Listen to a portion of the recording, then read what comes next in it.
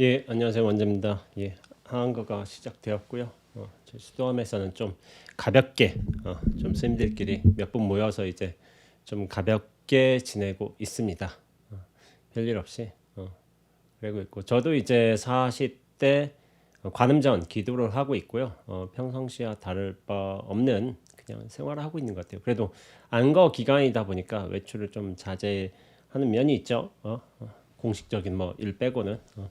사적인 일정은 좀 안 하려고 하고 있고 그러고 있습니다. 예, 오늘 다룰 책은 얼마 전 부처님 오신 날에 한 친구가 이제 자원봉사 오는 친구가 있는데 책을 한 권 주고 갔어요. I may be wrong. 이제 내가 틀릴 수도 있습니다라는 책이에요. 이 책 아마 좀 많이 아실 거예요. 저도 좀 제목은 들어봤었거든요. 제가 읽지 않아서 그렇지. 근데 이제 갖다 줘서 제가 좀 읽어봤어요.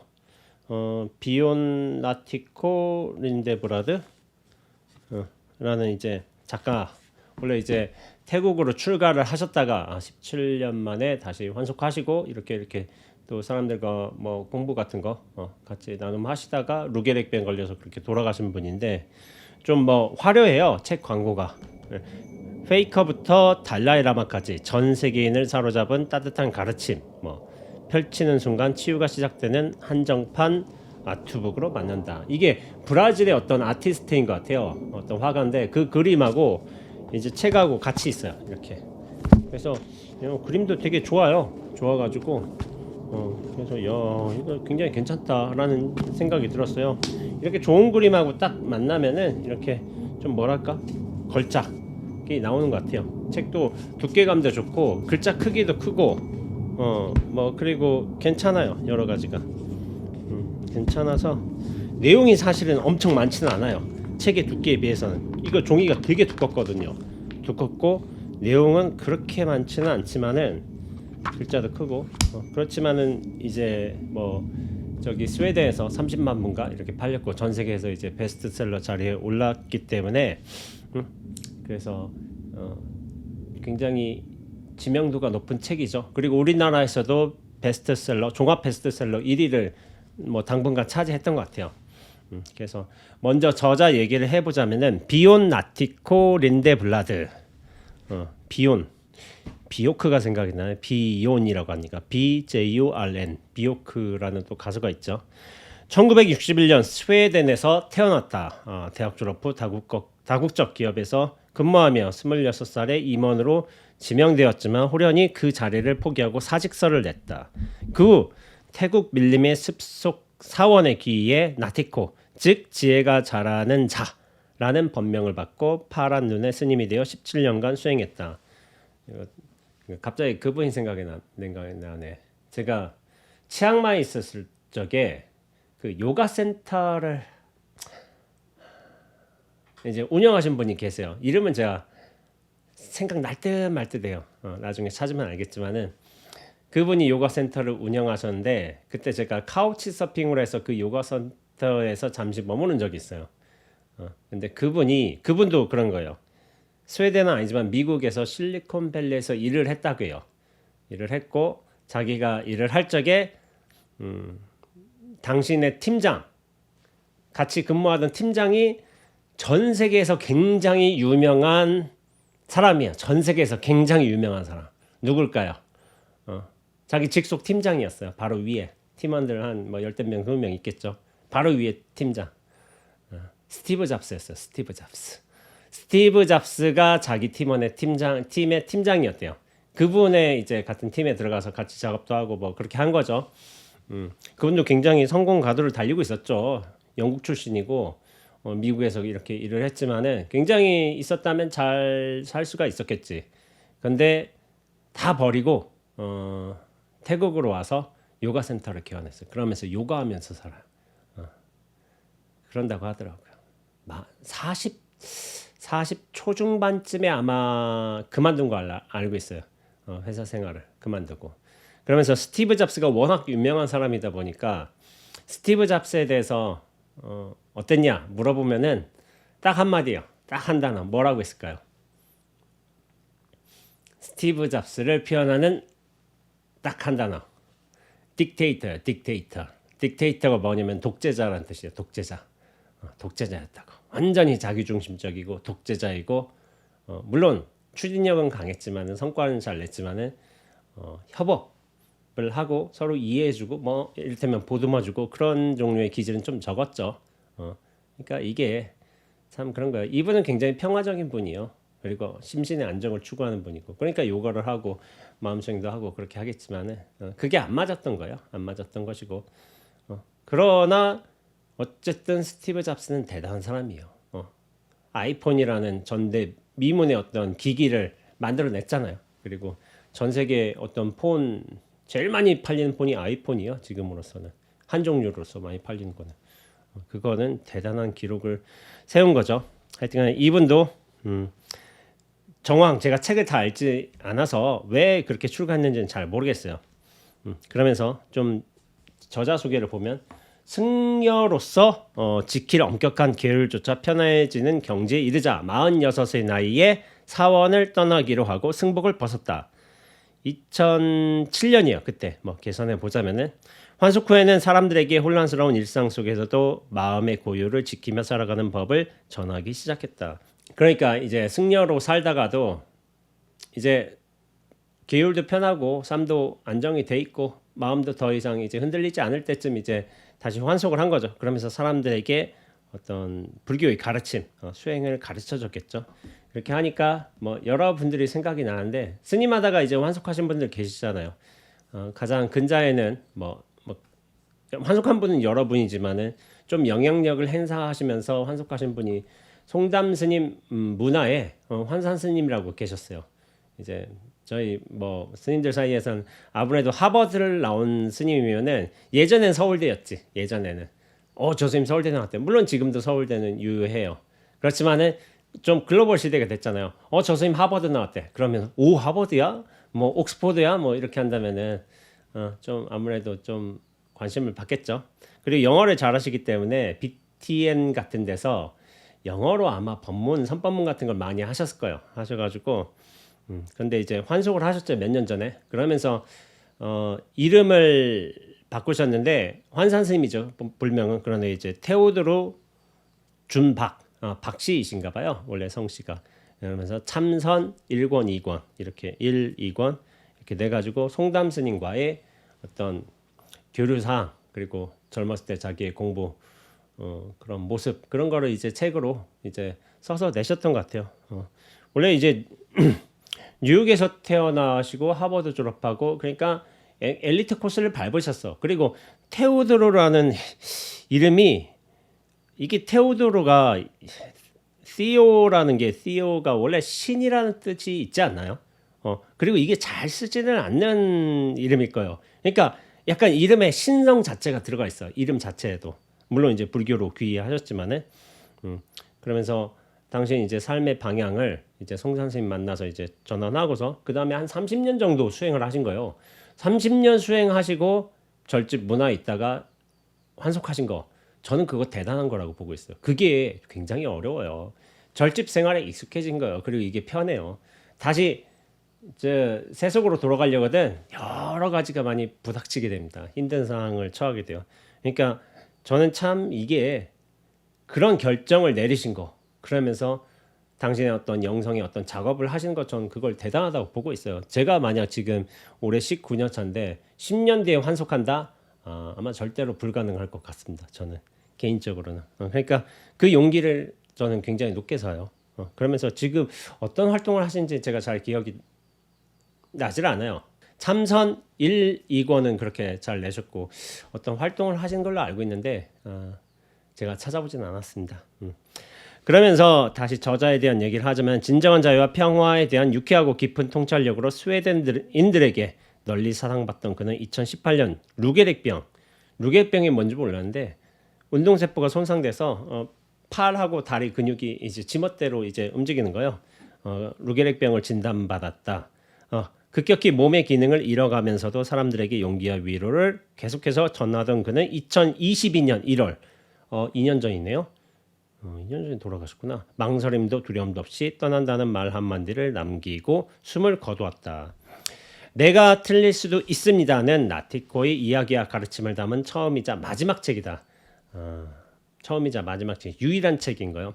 2020년 말 스웨덴에서 출간되어 독자들의 열광 속에 그의 베스트셀러가 된 이 책은 30만 부 판매되었고 세계 25개국의 판권이 수출되었다 하고서 이 책을 좀 읽어봤어요. 읽어보고 여러 추천서도 보고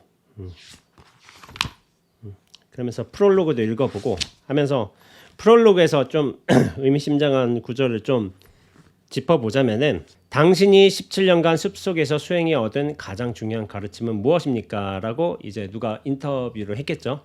17년 그 길고 고됐던 수행으로 무엇을 얻었냐는 물음에 서둘러 대충 둘러대고 싶지 않았습니다. 내가 본 것을 고지곳대로 전하고 싶었습니다. 잠시 말을 멈추고 제 내면을 깊숙이 들여다보았습니다. 그러자 얼마 지나지 않아 제 안에서 답변이 저절로 떠올랐습니다. 17년 동안 깨달음을 얻고자 수행에 매진한 결과 머릿속에 떠오른 생각을 다 믿지는 않게 되었습니다. 그게 제가 얻은 초능력입니다. 초능력이라고 하셨네요. 17년 동안 수행해서 머릿속에 떠오른 제 생각을 다 믿지는 않는데 초능력이라고. 이거 뭐 대단한 건가 생각할 수도 있잖아요. 근데 대부분 사람들은 자기 생각들을 찰떡같이 믿고 살아요. 내가 틀릴 수도 있습니다라는 뜻은 뭐냐면은 나라는 존재가 틀릴 수 있습니다. 그게 아니죠. 문맥상으로도 내 생각이 뭐 내 관점이 내 목표가 내 철학이 틀릴 수도 있습니다. 내 생각만 맞는 게 아니야. 다른 사람의 관점도 맞을 수가 있어. 근데 내가 틀릴 수 있는 여지도 있어. 그걸 인정해 준 거예요. 그러니까 제가 얘기했지만은 생각의 무게감하고 밀도하고 존재의 무게감하고는 똑같아요. 그러니까 실체감의 무게하고 생각의 무게는 똑같아. 그러므로 생각의 무게가 덜어진다면은 자기 실체감의 무게도 덜어지게 돼 있어요. 자기 실체의 근원 없음을 아는 게 이제 무아의 깨달음인데 무아를 깨달을수록 자기 생각을 고집하지 않게 되고 그 생각마저도 하나의 현상으로서 바라볼 수 있게 되는 안목을 가질 수도 있겠죠. 근데 그게 자기 존재감인 거야. 자기 존재감을 많이 가지면 가질수록 거기에 대해서 집착하고 괴로워하고 남한테 강요하고 그런 경우가 많이 생기겠죠. 그러면서 제가 여기 여러 글들이 있는데 그 중에서 하나 괴짜들의 공동체라는 글이 있어요. 이게 공동체. 이게 승가를 말한 거예요. 승가. 근데 승가에 괴짜들이 많다는 거야. 그 글을 보면서 상당히 공감되는 바가 많았어요. 그래서 한번 그 글을 읽어보면서 여러 가지 좀 생각해 보기로 하죠. 괴짜들의 공동체는 이거는 이제 제가 아마 어디지? 유튜브나 블로그, 페이스북에 그렇게 글로 올려놓을 거예요. 그러니까 미리 한번 읽어보시면 좋겠어요. 처음 승려가 되기로 마음먹었을 때 제 머릿속에는 불교 사원이 어떤 모습이어야 하고 그 안에서는 삶이 어떠해야 한다는 생각이 확고하게 있었습니다. 그렇죠. 하지만 막상 승려가 되고 나선 그중 많은 부분을 바꿔야 했죠. 많은 사람들이 그래요. 절집 승가는 이런 모습이어야 되고 이런 삶을 살아야 되고 스님들은 뭐 자비로움을 항상 보여줘야 되고 경건한 말투를 해야 되고 뭐 이런 생각들이 있어요. 근데 이제 절집에 들어오면은 머지않아 그게 깨지게 됩니다. 자기 생각이었던 거야. 자기 생각에 속은 거예요. 속은 거. 실제로 그렇게 되지 않아요. 승가도 여러 사람들이 모여서는 하나의 공동체예요. 여러 어떤 기질들이 다 모여 있어요. 그게 쉽지가 않죠. 그러나 이제 승가는 이런 모습이어야 된다라고 이제 가끔 주장하는 사람들이 있어요. 뭐 그 주장이 틀린 건 아닌데, 제가 항상 얘기하잖아요. 기준은 내가 정하고 실행은 당신이 하세요. 이게 전형적인 불일치인데, 그런 생각이 빠져 있는 사람들이 은근 많대도요. 승가는 이래야 되고 스님은 이렇게 해야 되고 항상 무엇을 독송해야 되고 이거 아니 그럼 자기가 뭐 만들어서 대한불교 아무개종하고서 자기가 보여 다 절집에 그렇게 하는 데는 이유가 있어요. 이유가 그런데 뭐 절집 사람도 아닌데 물론 의견 제시는 할 수 있겠죠. 그런데 거기에 꽉 가로막혀서 이제 사는 분들도 있어요. 그런 것도 있어. 그러니까 참 세상에 신기해.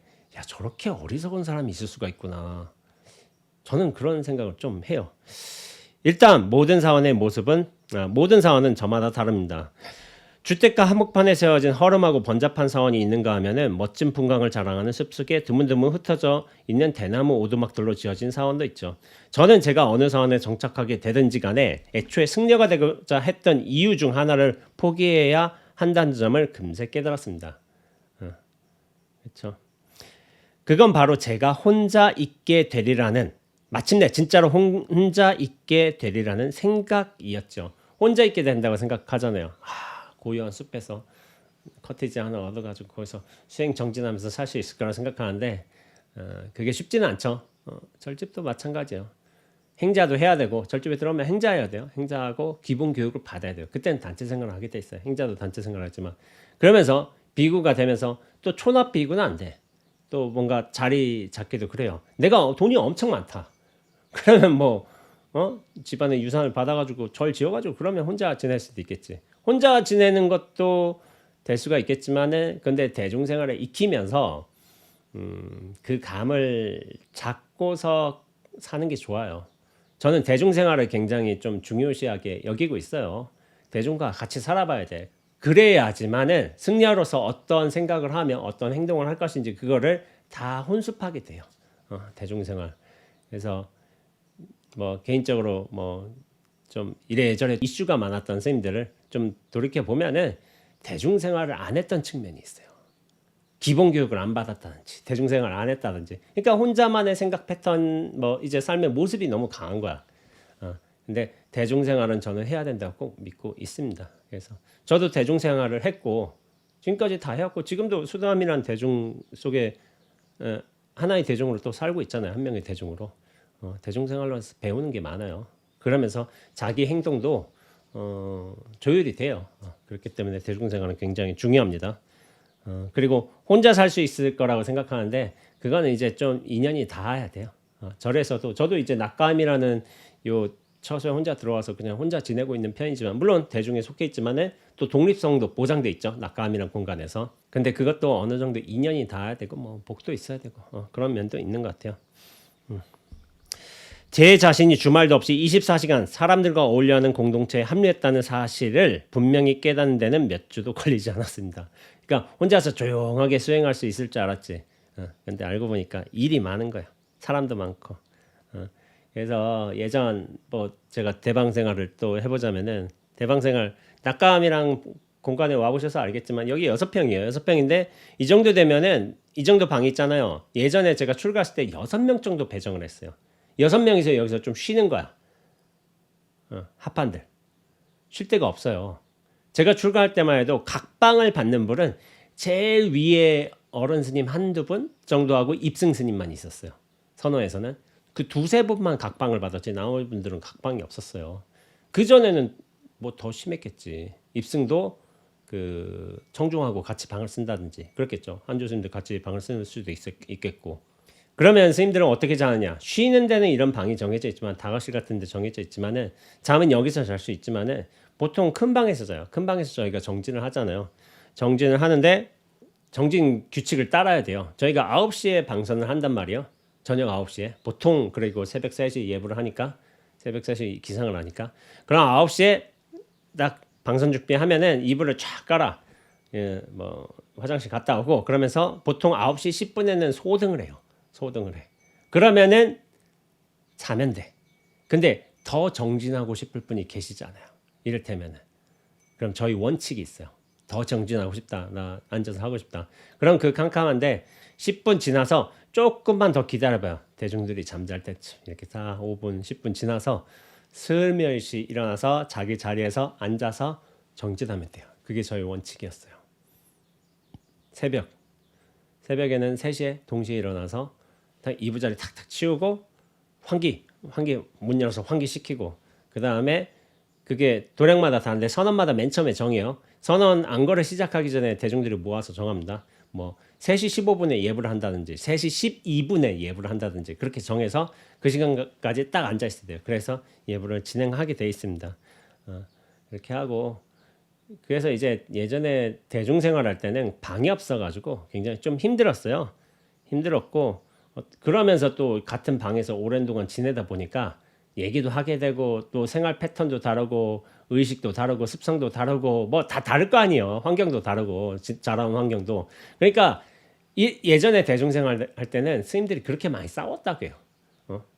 얘기를 하기도 하잖아요. 차 마시다가 그러면 야 네가 틀리니 내가 옳니 뭐 해가지고 그런 걸로 엄청나게 자주 싸웠대요. 하루 이틀 멀다 하고 싸우는 일들이 자주 벌어졌는데 요즘에 스님들 말씀으로는 안 싸운대요. 안 싸우는 이유가 뭘까요? 안 싸우는 가장 큰 이유가 하나 있어요. 하나. 스님들이 예전에 비해서 안 싸웠어. 존중해 준다. 다 정리되었다. 수행 방법이 그런 이유가 아닌 거예요. 안 싸운 이유는 딱 한 가지예요. 제가 볼 적에는 각방문화예요. 각방문화. 다 일 끝나고 각방으로 들어가기 때문에 안 싸우는 거야. 안 싸우는 거. 예전에는 이 공간에 10명, 20명 이렇게 모아놓는 거예요. 한 10평, 20평에 10병, 15병에 20명 이렇게 지내다 보니까 계속 부딪힐 수밖에 없어요. 그러니까 싸우는 거야. 그런데 지금은 각방으로 다 들어가기 때문에 각방에 있으면 싸울 일이 없어요. 그렇게 달라진 거예요. 그래서 여러분들 야 스님들이 왜 싸우지? 이해 안 될 분이 있으시다면 혹시나 있으시다면은 그런 분들 이해 안 되는 분들 한 30명 모아놓고서 한 30평 공간에 한 군데 딱 몰아놓고서 3개월만 지나보라고 해봐요.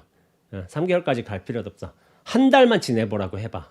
아 대판 싸웁니다. 싸우게 되어 있어요. 서로 다른 환경에서 서로 다른 철학과 어떤 습성과 기준과 뭐 원칙 이런 걸 다 가진 사람들이 한 군데 모여놓으면 싸우게 돼 있어요. 그거 어쩔 수가 없어요. 어쩔 수가. 어쩔 수가 없어. 스님들도 맨 처음에 많이 싸워요. 한 군데 몰아놨으니까 무슨 뭐 이거 야생에 뭐 무슨 무리들도 아니고 와서 막 대판 싸워. 그러다가 1, 2년 차 때 많이 싸워. 1년 차 때 당연히 많이 싸우죠. 그때 뭐 주먹질도 하고 뭐 욕도 하고 그럴 수도 있어요. 뭐 대나무 숲으로 오라 그럴 수도 있고. 그럴 수도 있는데 3, 4년 지나가면서 정말 정리가 되고 구족계 되고 나서 구족계 받고 나서는 거의 안 싸우게 돼요.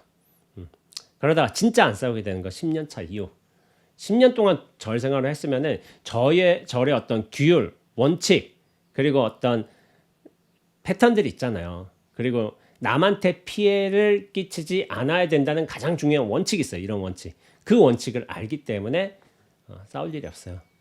근데 이제 저는 개인적으로 그런 믿음을 가지고 있습니다. 10년 차가 됐는데 싸운다. 그건 모질이들이나 하는 짓이요. 10년 차가 지났는데 절에서 나이도 한 4, 50 넘었는데 싸운다. 그 사람은 문제가 커요. 싸울 만한 일도 그냥 흘려보내는 게 우리 수행자지 맨 처음에 싸울 수도 있다니까요. 저도 그렇게 생각한다니까. 저도 예전에는 싸웠다기보다는 제가 일방적으로 화를 낸 적이 있죠. 이 절에서 못 볼 꼴을 많이 봐요. 못 볼 꼴을. 이 말이 안 되는 짓도 보게 돼요. 그러면은 야 이게 무슨 출가한 중놈들이 저딴 짓이나 하고 앉았고 뭐 이런 생각을 들 때도 있을 거 아니에요. 저도 말하자면은 저도 약간 원칙주의자이기 때문에 그래서 제가 뭐 싸웠다기보다는 한 제일 과격한 행동 중에 하나가 뭐였냐면은 세숫대야를 한번 집어던진 적이 있어요. 어떤 스님한테 왜 집어던졌느냐? 제가 그건 얘기하지 않겠어요. 얘기하면은 충격받아요. 충격받기 때문에 그래서 제가 얘기하지 않겠습니다. 이게 진짜 그런 일이 있어요. 제가 뭐 절집 살면서 저도 뭐 이런 꼴 저런 꼴 다 봤지만은 그냥 얘기 안 하고 세숫대야 하나로 던진 걸로 얌전하게 끝났습니다. 끝나가지고 그렇게 하는 것이고 자기 생각을 내려놓는 게 그만큼 중요해요. 절에서는 내 생각만이 중요한 게 아니다. 그런 것도 수행 관점에서는 그렇고 그리고 대중의 어떤 규율, 살림이란 게 있으니까 거기에 나를 맞춰가는 거예요. 그러면서 굉장히 원만해지는 거죠. 그래서 뭐 지금은 저도 이제 절집 승납이 19년 차인데 내년이면 20년인데 싸운 일이 없죠. 10년 차도 안 먹고서는 싸운 일이 없는 것 같아요. 이렇게 뭐 이를테면 약간 뭐랄까 도반 선생님들한테 약간 자극을 준 경우는 있어도 싸우는 건 아니죠. 근데 자극에 곧장 받아주고 우씨 하면은 이게 사실 수행력이 부족한 거죠. 수행력이 부족한 거. 경우에 따라 이제 필요한 경우는 이제 한번 좀 정신 차려봐야 되겠는데 하고서 이제 자극을 주는 경우도 있어요. 근데 이제 그걸 넘어가면 본인이 잘못한 거지. 그러면서 여기서 뭐 이 작자의 말인가? 게다가 그 중에 살면서 만나볼 그 누구보다 별난 사람도 있었습니다. 세상엔 별난 사람들 많아요. 절집에도 특히나 그래. 괴각들이라고 괴상하게 깨달은 사람들 이런 사람들 많이 있어요. 깨닫지 못해도 이제 좀 이렇게 좀 경계가 이상하게 나가지고 그런 사람들도 많이 있고 그리고 우리가 좀 철이 안 든다는 말이 있어요. 스님들은 그런 말이 있어. 스님들은 출가 때의 나이 그대로 머문다라는 저희들의 말이 있어요. 왜 그럴까? 왜 철이 안 들까? 저는 그 이유를 좀 가장 큰 이유를 장가를 안 가서라고 저는 보고 있어요. 장가를 가면요, 이제 책임감이 생기잖아요. 가장이 되고 자식들을 부양해야 되고, 이런 이제 노모도 부양해야 되고, 뭐 그런 책임감이 생기잖아요. 그러니까 어떤 상황, 자기 생각과 맞지 않는 상황이 있다 하더라도 부양의 어떤 책임 때문에 일단은 수그리고 들어가는 경우도 있어요. 왜냐하면 일단 가족 부양이 우선이니까. 그건 어쩔 수가 없어. 근데 이제 스님들은 가족을 부양하지 않잖아요. 가족이 없잖아요. 그러니까 지멋대로 삽니다. 저도 가족이 없어서 좀 지멋대로 삽니다. 다만 이제 룰을 어기지는 말자. 너무 룰을 어기지 말고 그 안에서 살자. 그러나 룰은 기본적으로 잘 지켜져야 돼요. 그러면서 우리가 남한테 피해를 끼치지 않고 산다면 저는 그것도 잘 사는 거라고 보고 있습니다. 그러면서 저자 또 말로는 우리는 방을 같이 쓸 사람을 스스로 선택할 수 없었죠. 그나마 한 달에 한 번씩은 방이나 오두막을 바꿔 사용했습니다. 소유물에 대한 애착을 느끼지 못하게 하려는 취지도 있었지만 오가는 사람이 많았던 탓도 있었습니다. 마음에 드는 사람은 사원을 훌쩍 떠나는데 별로 달갑지 않은 사람은 절대 돌아가지 않고 끝까지 버티는 것처럼 느껴지기도 했습니다. 좋은 사람은 가. 근데 나쁜 사람은 계속 남아있어. 그것도 이제 생각이죠. 보아하니 이런 사회성의 훈련은 수행의 작은 부분이 아니라 그 핵심, 이게 핵심이에요. 자기 생각을, 자기 원칙을, 자기 기준을, 자기 어떤 습성을 이거를 중심에 놓는 것을 이제 그 기준을 내려놓는 수행이 어떻게 보면 이 단체 생활이요, 대중 생활이요. 자기 생각을 내려놓게 된다니까. 남들하고 부딪히면서 이게 어쩔 수가 없어요. 근데 그게 수행의 핵심이기도 해. 맞아요. 그것만은 전혀 예상치 못했던 부분이었죠. 그렇죠? 이렇게 많은 낯선 사람들과 종일 생활한다는 것은 처음에는 큰 괴로움으로 다가왔습니다. 저는 걸핏하면 다른 승려들과 자신을 비교했습니다. 난 수자토만큼 총명하지 않아. 나는 니아 나라토만큼 너그럽지 않아. 태자파녀만큼 진득하지 않고 찬 다코만큼 신중하지도 않아. 비교하면 비교할수록 괴로웠습니다. 비교를 한다. 그러니까 열등감을 느낄 수 있다는 거죠. 그러니까 열등감. 저도 좀 이해가 되는 게 저도 열등감을 느낀 적이 있거든요. 20세 초반에. 저보다 뛰어난 사람이 당연히 있을 거 아니에요. 그러니까 저 사람 뭐지? 왜 이렇게 잘하지? 하고 그렇게 열등감을 느꼈던 적도 있는 것 같아요. 근데 열등감이란 것도 그거요. 이 근본은 뭐냐? 나란 존재감이 있기 때문에 그런 거야. 나란 존재가 있고 대상이란 상대란 저렇게 존재감이 있다. 실체가 있다.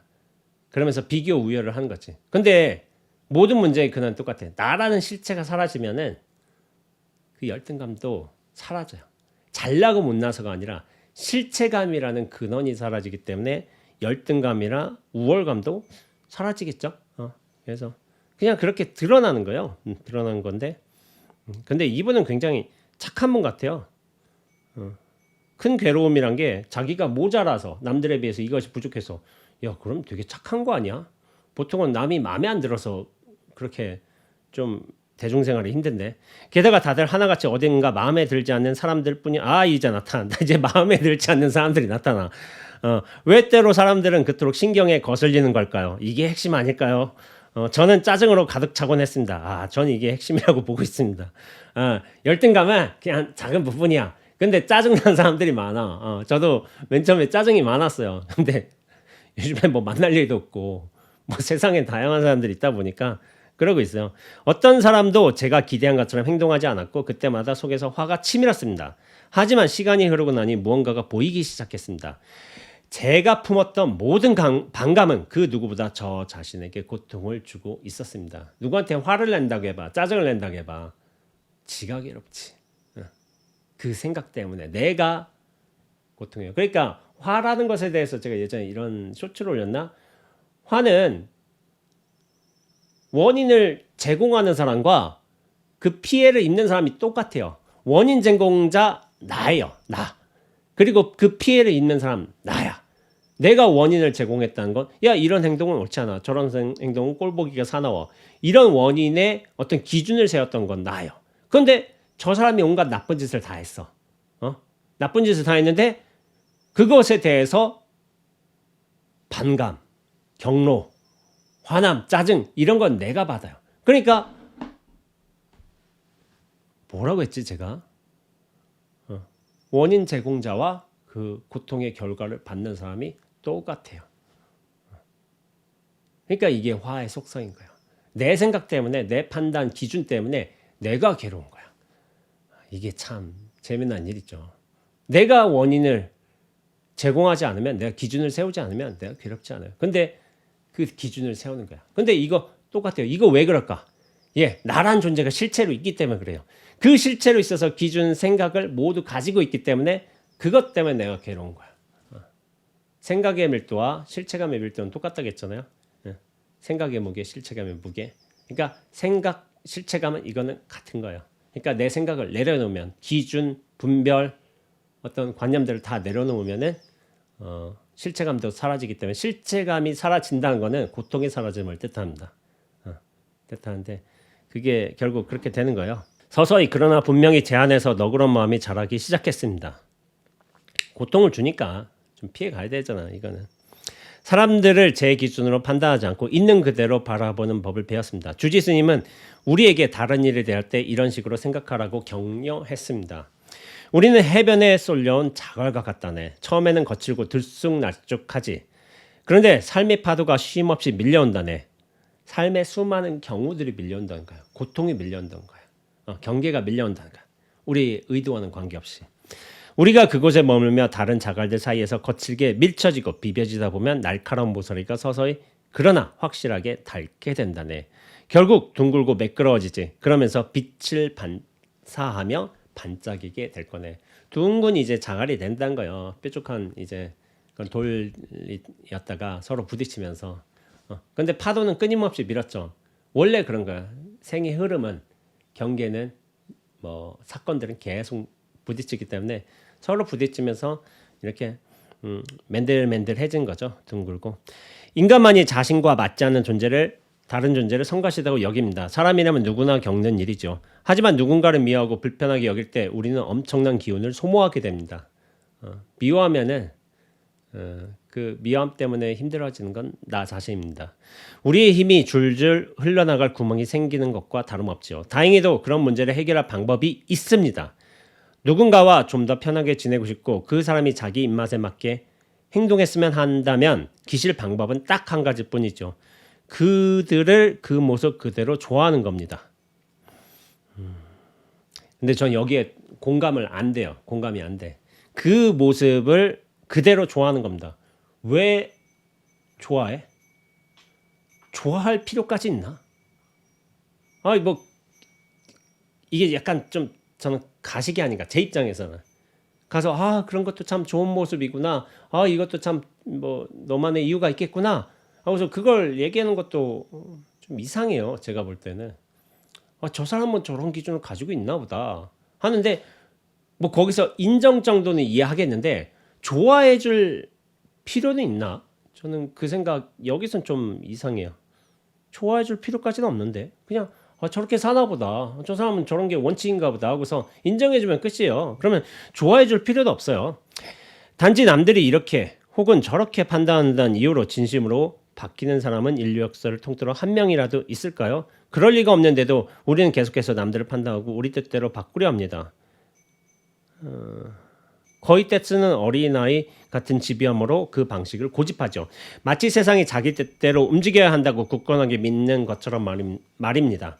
뜻대로 되지 않으면 좌절하거나 폭발하고 우울해하기도 합니다. 마치 이렇게 말한 것 같아요. 나는 사람들이 어떻게 행동해야 되는지 알아. 사람들이 내 말을 안 듣는다고? 그럼 나 자신이라도 마구 괴롭힐 거야. 우리는 우리 자신을 너무 대단하다고 착각하는 경향이 있습니다. 남들 바꾸려다가 다 실패한다는 거예요. 그 실패의 경험담이 가장 큰 게, 만약에 부부가 계시다면은 와이프는 남편 바꾸려다가 실패하고, 남편분은 와이프 바꾸려다 실패해요. 원래 부부의 만남이란 게 단순히 두 사람의 만남이 아니에요. 하나의 우주와 하나의 세계관으로 똘똘 뭉쳐진 우주와 또 다른 하나의 우주가 만나는 거예요. 우주와 세계가 서로 그렇게 만나는 거야. 근데 이제 뭐 집합 뭐 공유점이 있기도 하겠지만은 다른 부분들이 많잖아요. 근데 이런 거지. 이를테면 와이프분은 남편분을 바꾸려고 해. 저런 습성 좀 바꿨으면 좋겠어. 해가지고 하지만은 세상 잘 안 바뀌어요. 이렇게 좀 까먹기도 하고 자기 패턴, 자기 습성이 있기 때문에 또 자기 생각이 있기 때문에 잘 안 바뀌는 경향성이 있어요. 그러다가 어떤 예전에 어디 뭐 법륜스님의 증문죽설인가 거기서 그런 분이 있었던 것 같아요. 20년간 남편을 바꾸려고 했는데 포기했대요. 근데 포기하니까 살만하대요. 야, 저 사람이 좀 다르게 보인대요. 이제 못된 사람처럼 이렇게 참 말 안 듣는 사람처럼 지 멋대로인 사람처럼 보였는데 좀 포기하고 나니까 저 사람이 어떤 본면, 내가 판단하고 분별하기 이전에 어떤 사람의 캐릭터, 성격, 본질이 이렇게 보이기 시작했다는 거야. 그러면서 요즘엔 편하대요. 근데 그거를 20년 전에 깨쳤으면 훨씬 좋았겠죠.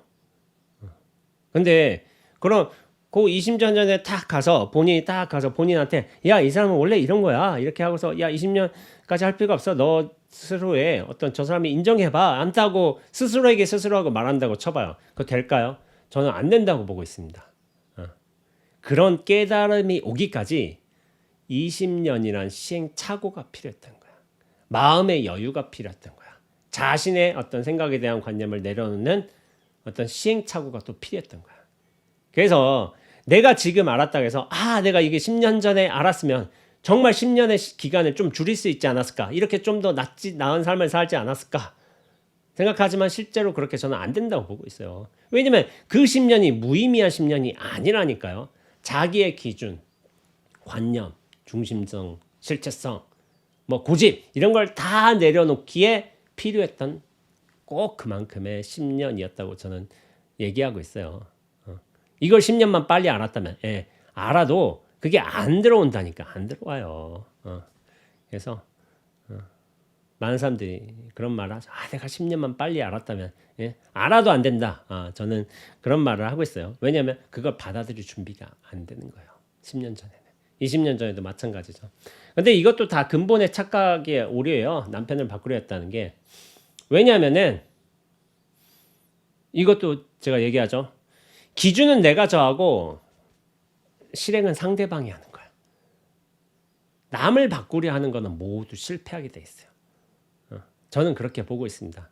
남을 바꾸려고 할 게 아니라 자기가 정말 잘 살면은, 자기가 정말 똑부러지게 하고 한다면은 남들이 배우게 돼 있어요. 모자란 부분을, 잘못된 부분을 고쳐가면서. 그게 가마력인 거예요. 그래서 저는 상대방을 변화시키는 그런 노력, 애씀에 대해서 그렇게 신용하지 않아요. 사실은 거기에 나의 욕심이 담겨 있기 때문이에요. 상대방이 이렇게 살았으면 좋겠습니다. 아들이 뭐 좋은 대학에 갔으면 좋겠습니다. 물론 그럴 수도 있겠지.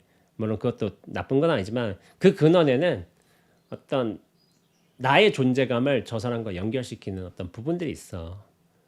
내 욕심이에요. 내 욕심. 그 근원을 살펴보면 철저하게 상대방을 위하는 마음이라기보다는 나의 욕심이 그렇게 상대방을 배려하는 것처럼, 위하는 것처럼 그렇게 교묘하게 위장해가지고 그렇게 드러나는 거라고 저는 생각하는 경향성이 있어요. 정말 상대방을 원한다면은, 상대방이 그렇게 잘 되기를 원한다면은 제 기도문 있죠. 제 기도문은 한 가지 기도문이요.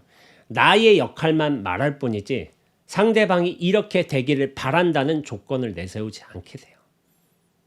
제가 얘기하잖아요. 엄마의 기도문은 어떤 기도문 하나만 주냐면은 자식이 좋은 대학에 들어가게, 자식이 뭐 좋은 뭐 직장에 취업하게, 자식이 뭐 초고속 승진을 하게, 뭐 자식이 어떤 그 빨리 이제 애를 얻길 이런 걸 원한 게 아니라 자기 요구 사항을 말할 게 아니라 기도는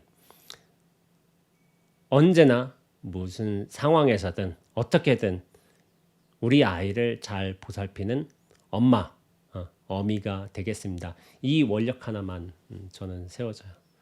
왜냐하면은 그 원력이 모두를 다 품어요. 그리고 거기는 상대방에 대한 어떤 욕망이 들어가 있지 않아요. 나의 의무만 들어가 있어. 나의 어미로서의 도리만 들어가 있어. 언제나 무슨 상황이든 어떻게든 저 아이를 잘 보살펴주는 어미가 되겠습니다. 이게 얼마나 고결한 원력이요. 내 뜻대로 바꾸고 싶어 하는 게 아닌 거예요. 이게 나의 일만 드러낼 뿐이라니까. 상대방의 변화 모습을 내가 정하는 게 아니라. 근데 많은 기도 부분이 그래요. 상대방을 원한다 하지만 자기의 욕망을 거기에다 교묘하게 바꿔서 집어넣고서 그걸 기도랍시고 이제 하고 있어요. 그래서 저는 기도는 자신의 일, 내가 해야 될 어떤 도리와도 도리에서 딱 멈춰야 된다. 그렇게 얘기하고 있습니다. 그리고 남편 바꾸려다 이제 실패하고서 20년 만에 남편 그대로 인정해 주니까 오히려 행복하다. 남을 바꾸려는 건 언제나 실패하고 자기가 바뀔 적에 그 진정한 가마력으로서 주변 관계도 바뀌게 돼 있어요. 그러니까 자기 변화의 힘을 믿어야 돼요. 그러면서 자기 변화에 노력을 해야 돼. 그러면은 주변 관계도 착 바뀌게 돼 있어요. 그리고 어찌 보면 그런 거지. 20년 동안 하다가 실패해가지고 나중에 자기 생각 하나가 바뀌었잖아. 그러니까 남편을 보는 시선도 바뀌잖아. 저 사람이 원래 저런 사람이었구나. 저것도 영 나쁜 모습만은 아니었네. 이게 받아들여지는 거야. 그 근원 뭐냐면은 내 생각이 바뀐 거야. 내 기준이 내려진 거야. 그러면서 상대방을 바라보는 시선도 바뀐 거야. 그러니까 그 시선을 남한테 돌리지 말고 나한테 집중하시라. 저는 언제나 그 얘기를 하고 있어요. 하고 있고 또 다음 이야기 한번 가보죠. 사람들은 저마다 민감한 감지기가 있어. 누군가가 자기를 경계하거나 거리끼는 마음이 있으면 금세 감지할 수 있습니다. 그런 낌새를 감지하는 사람은 자신감이 떨어지고 기분도 상합니다. 마음을 잘 열지 않는 동시에 다른 사람이 감정에도 그다지 신경 쓰지 않게 됩니다. 그 반대도 마찬가지입니다. 우리 감지기는 누군가가 이렇게 생각할 때를 금세 감지할 수 있습니다. 안녕, 난 널 진심으로 환영해. 넌 지금 모습 그대로 사랑스러워. 다른 사람처럼 되려고 하지 않아도 돼. 난 너의 특이하고 유별나고 엉뚱한 면을 다 받아줄 거야. 독특하게 행장하도 괜찮아. 난 너를 있는 그대로 격하게 환영해. 여기 너를 위한 자리가 있어. 이거 약간 뭐랄까 오그라드는 말 같아요. 저는 개인적으로 이런 걸 별로 안 좋아해요. 뭐 너를 정말 사랑스러워. 유별나고 엉뚱한 면을 다 받아줄 거야. 뭐 너를 위한 자리가 있어. 무슨 뭐 노래 가사도 아니고 그냥 뭐 저는 좀 단순하게 생각해서 그런지 저렇게 사나 보지. 뭐 저런 특성이 있나 보지 하고 저는 끝나지. 그걸 뭐 자리를 마련해주고 환영해주고 사랑해 이건 말도 안 되는 소리야 저한테는. 저 이런 글이 맞지가 않아요. 이런 글 자체가 저렇게 사는 방식도 있나 보지. 누군가 그런 마음으로 자신을 맞아준다고 상상해 봅시다. 이거는 약간 서구적인 방식인가? 웰컴 한다든지. 언제든지 너를 인정해 줄게요. 당장 자신부터 더 열린 사람이 될 수 있을 것 같지 않나요? 우리가 서로를 있는 그대로 받아들일 때 그리하여 모두의 본연 모습대로 살아갈 수 있도록 허락할 때 인생은 크게 달라집니다. 이거는 굉장히 맞는 말이죠. 그냥 인정해 주는 거야. 본연 모습대로 살아주는 거야. 남편이 그 모양 그 꼴로 살아도 원래 저 사람은 저런 사람이었던 거야. 크게 힘들지만 않다면은 그걸 인정해 주는 것도 훨씬 속편한 사이가 될 수가 있죠. 각자의 장점과 재능을 발휘하면서 앞으로 나아갈 기회를 이보다 더 나은 모습으로 발전할 기회를 서로 상대에게 줄 수 있습니다. 남들이 우리를 있는 그대로 받아준다고 느끼면은 우리 또한 남들을 더 너그럽게 대하기 쉽습니다. 주변을 더 공감하는 자세로 관찰하고 그들과 소통하며 살아갈 수 있게 됩니다. 뭔가 맞는 말이지만은 큰 설득력은 없는 것 같아요.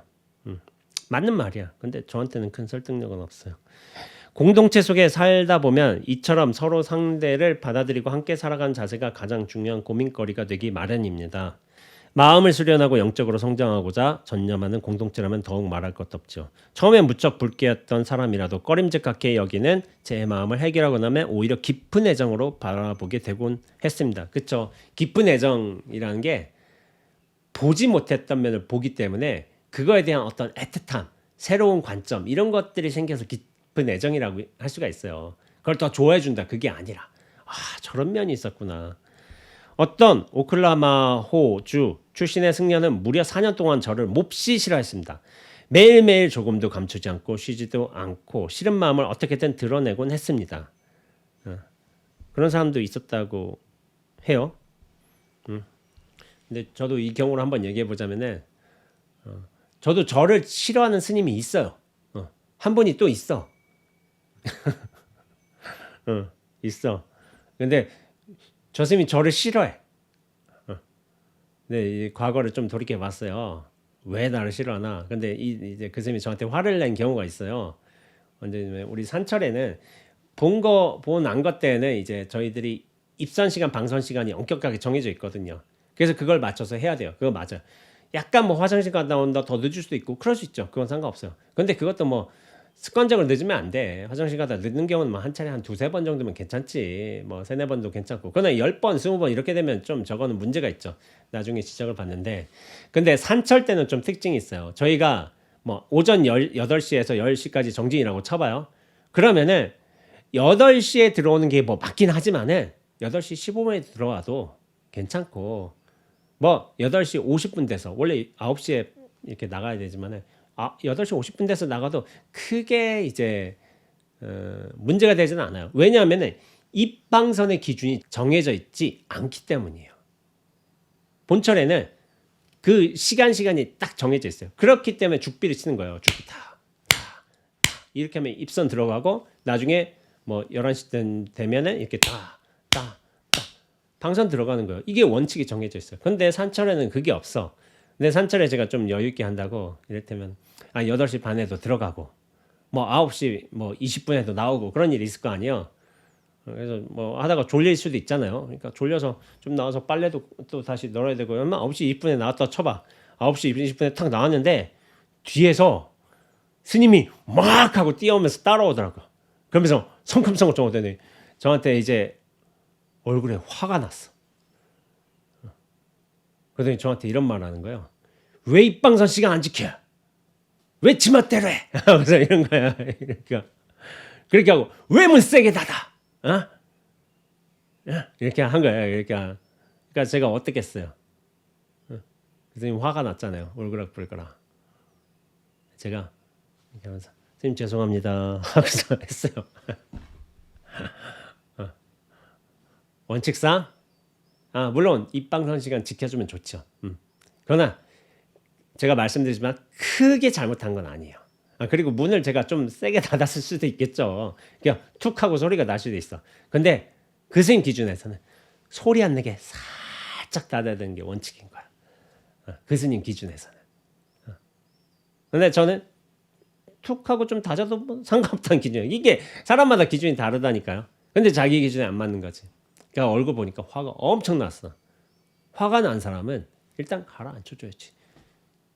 시비가 중요한 게 아닌 거예요. 화난 사람 가라앉히는 게 중요한 거예요. 그래서 선생님 잘못됐습니다 하고서 조심하겠습니다 하고서 한 거죠. 그럼 어쩌겠어 그 스님. 다시 돌아가지. 잘못됐다고 하는데. 근데 얼굴을 보면 저게 정진한 얼굴이겠어요? 온갖 시비 분별에 사로잡혀 있고 화가 나가지고 화도 잡히겠어요? 저 언제 저 새끼 저 공부도 안 한 게 저 놀기만 하는 게 저 어떻게 수행한다 치고 저 어떻게 선언해가지고 민폐나 끼치고 있고 이런 생각 많이 하실 거 아니에요. 그러니까 저에 대해서 안 좋은 생각을 하고 계신 거예요.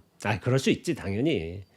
그러면서 예전에 뭐 제가 책이 나왔을 거예요. 질문이 멈춰지는 책인가.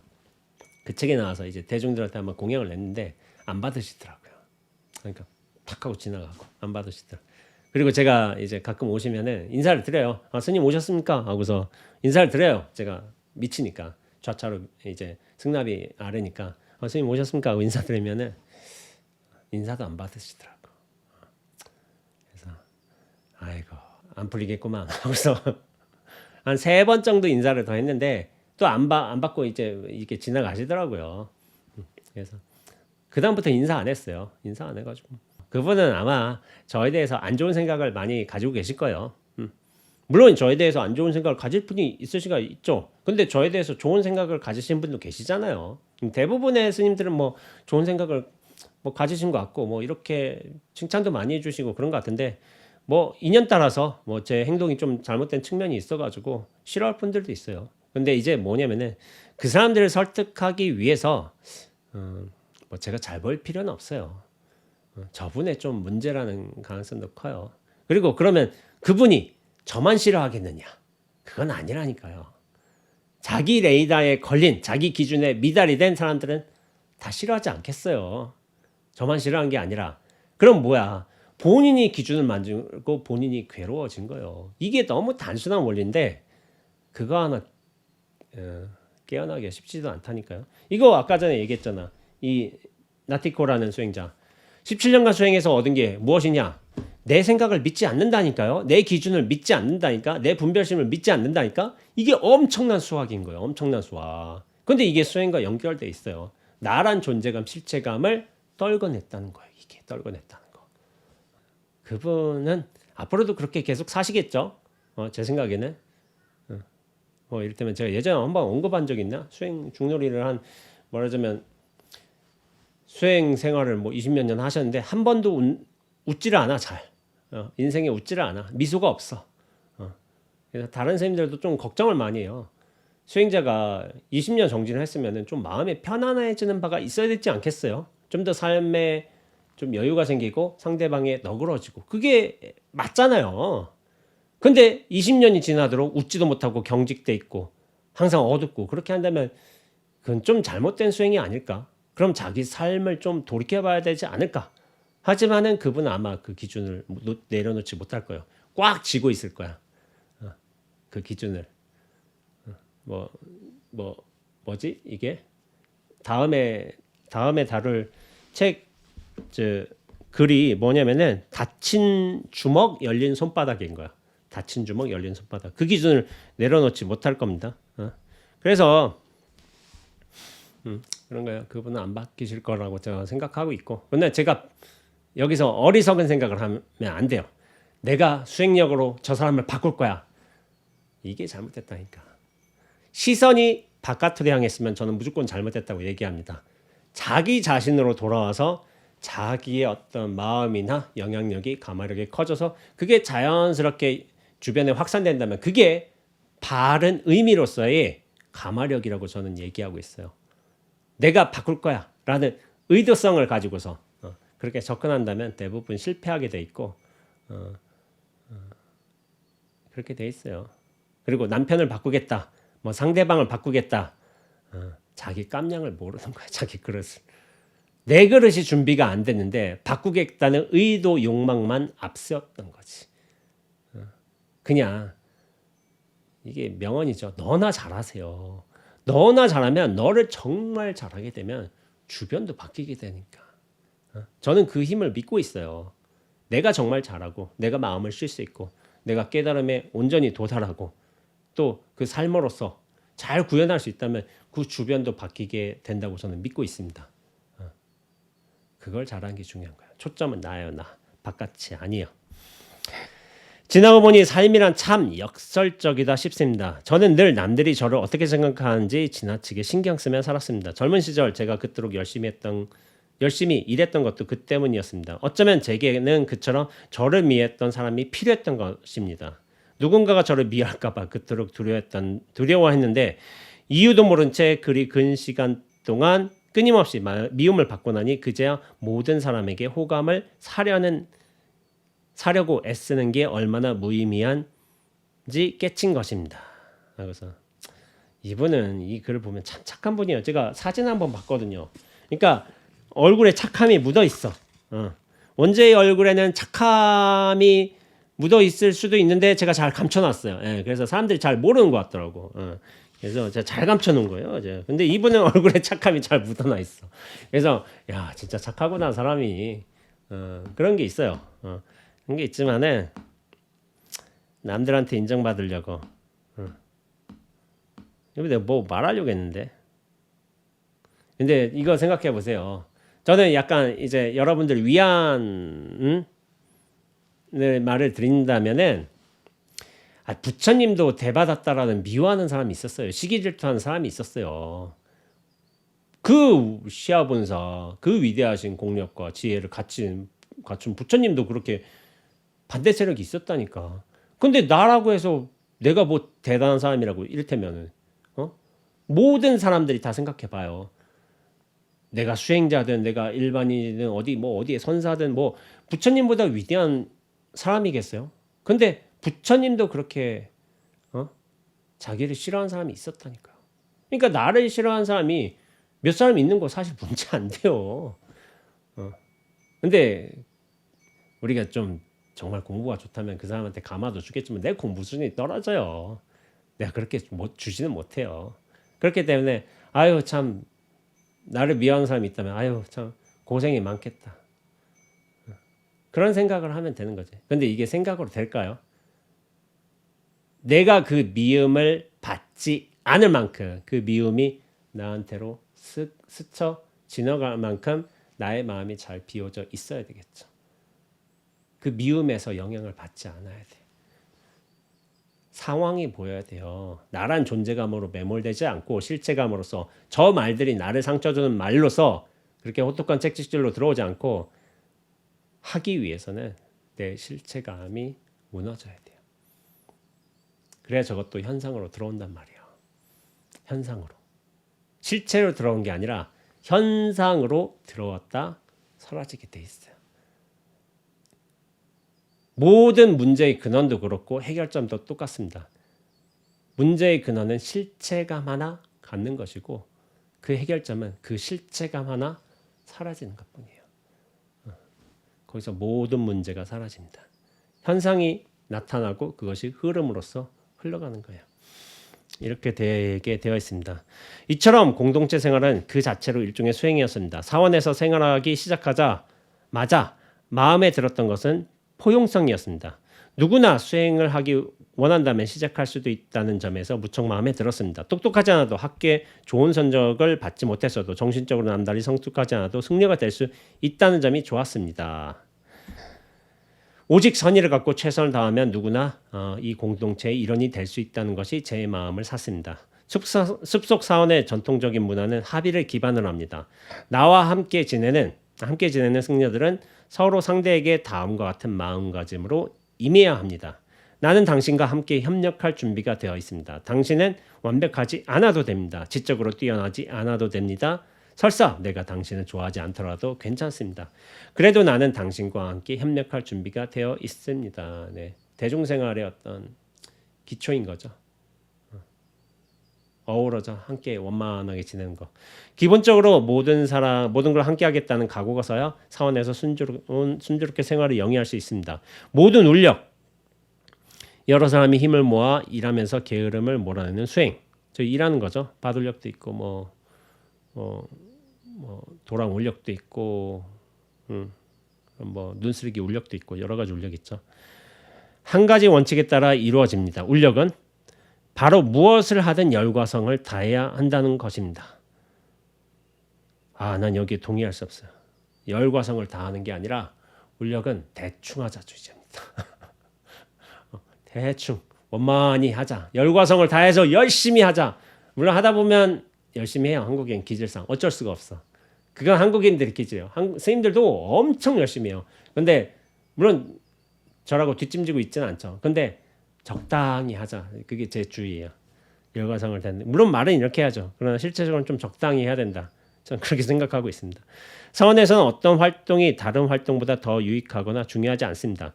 동네 병원의 간호사들에게 설법하는 일이 마당을 쓸거나 설거지하거나 뒷정리하는 일보다 더 낫거나 멋지지 않습니다. 수행생활이 스웨덴을 떠나기 전까지 생각했던 것처럼 풀리지 않았더라도 수행자의 삶이 마땅히 그래야 하는 대로 풀려갔습니다. 우리는 그렇게 함께 사는 법을 배웠습니다.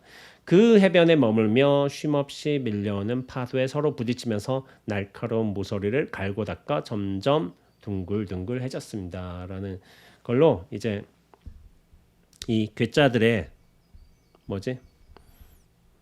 괴짜들의 공동체 이 승가에 대한 얘기가 끝났어요. 이거 저도 이제 승가 생활을 하고 있지만은 단체 생활에 대한 좀 의미 부여도 됐었고 그리고 자기 기준을 내려놓는다는 게 이게 참 쉽지가 않은 거예요. 그리고 여러분들을 통해서도 고민 보면은 자기 기준 내려놓지 못해서 이런 거예요. 자기 기준 내려놔봐요. 세상 살기가 편해질 겁니다. 세상엔 정말 다양한 모습들이 재미나게 인연 따라 다 펼쳐지고 있는 거지. 그게 재미난 거를 누리는 거예요. 재미난 거를. 이 세상이 원래 이렇게 재밌어. 근데 내 기준 하나를 딱 가지면서부터 온갖 시비, 고뇌, 생사의 일들이 다 벌어지는 거예요. 그 기준 하나 내려놓으면 딱 되는데 내 기준 하나. 그럼 세상 살기가 편해지는데 그거 놓기가 쉽지가 않죠. 근데 그게 다 자기 존재의 실체성과 맞물려 있다. 생각의 무게와 밀도와 맞물려 있다. 그런 거예요. 그래서 내가 틀릴 수도 있습니다. 이게 절대로 쉬운 말이 아니에요. 쉬운 말이 아니야. 나 자신의 존재감을 훅 내려놓는 거, 그것과 연관이 있기 때문에 수행기라고도 보기에도 참 좋고요. 어떤 불교 가르침을 담고 있다고 해도 좋을 것 같아요. 예, 오늘은 저 괴짜들의 공동체 글을 보면서 했지만 다음에는 저기 닫힌 주먹, 열린 손바닥 이 글을 한번 보면서 그 글을 마지막으로 해서 이 책을 마무리 지을 거예요. 그러면서 제가 이 책에 대한 총평을 하게 될 거예요. 총평이 제가 책은 좋지만은 제 생각은 좀 다릅니다. 그거에 관해서 제가 언급을 할 테니까. 그리고 내가 왜 이렇게 생각하게 되었나는 저 스스로의 어떤 숙고도 있었거든요. 그래서 그렇구나 하는 쪽에 어떤 결론도 나게 됐어요. 그렇기 때문에 한번 좀 뭐 워낙 베스트셀러고 좋은 글이기 때문에 읽어보기엔 좋을 것 같아요. 그래서 한번 인연 되시는 분은 한번 도서관에서 빌려 보시든 아니든지 뭐 책 사서 보시든 그렇게 하시면 될 것 같습니다. 예, 다음 주에 또 이 책의 다른 글로 한번 찾아뵙도록 하겠습니다. 예, 수고하셨습니다.